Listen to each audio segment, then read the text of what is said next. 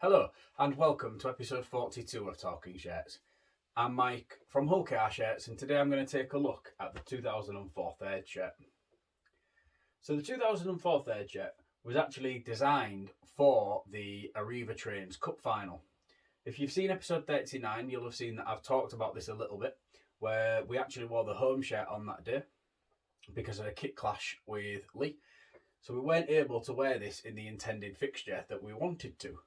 So we actually wore this shirt at home against Batley on the 8th of August of 2004, just so that it'd been used, more so than anything. If anybody can provide me with any evidence that it was worn more than once, I would be really interested to hear that. Unfortunately, I've not been able to find any more information, so I do believe it was just worn in that one game, but I could have missed something down the line, so if you do spot anything, then please let me know.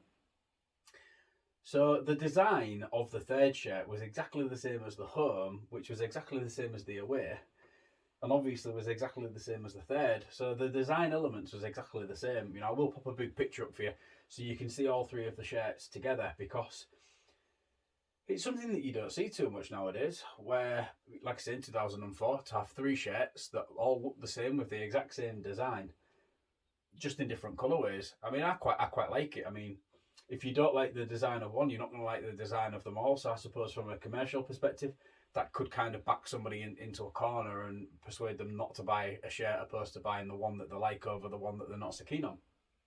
So I can understand why it doesn't happen so much now, but very different, shall we say. So yeah, the shirt itself, it's an all over red shirt. As I've said, we've got the same design that you would have seen on the home and on the away. It was with our one season with Cookery. The club badge, the branding of Cookery, and the sponsor here of SOS Office Supplies, the scarness on the collar, it's all stitched in. The P&D engineering has been added as an applique at a later date.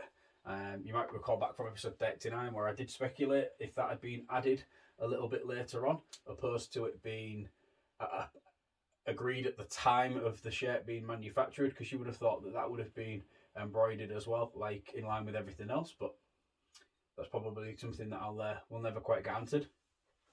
So we've got a single button placket here with the Grandad style collar that we actually saw return on the 2011 away shirt a little bit later on.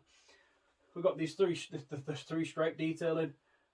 How they got away with that, I don't know, because that just says Adidas to me every day of the week, even with the alternated coloured stripe in the middle there. But hey ho, is what it is.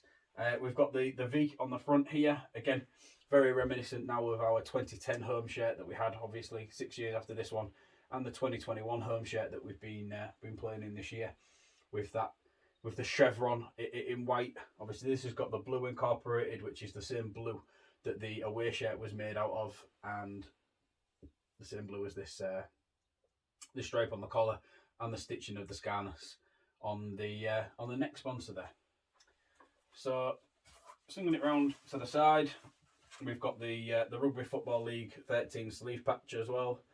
So this had kind of returned after quite a few years out. We had a period in the 90s where we wore it all the time, and then it dropped off a little bit, and it did return for a little bit in the 2000s. So that's embroidered into the side as well. So swinging it round to the back so you can get a good view of that.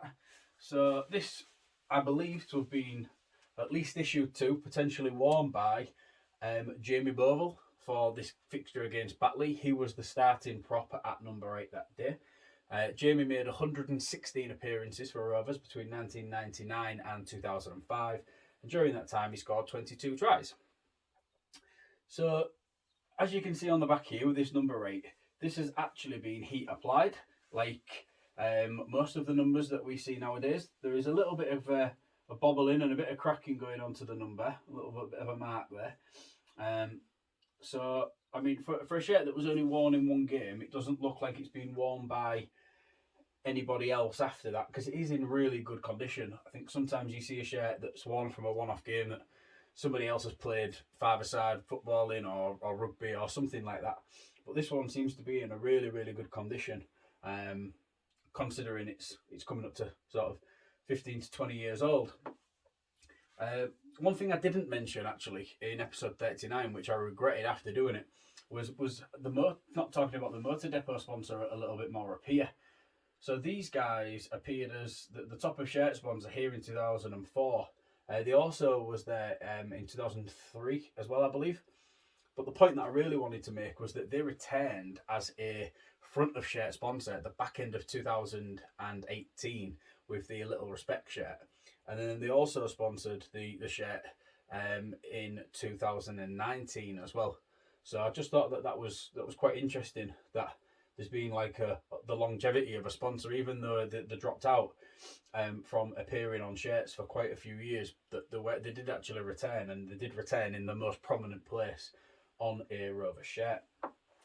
Same as the home and the away, we've got the website sponsorship down the bottom here, hullkr.co.uk, and we've got the cookery branding at the top again, the manufacturer branding, and that's also embroidered.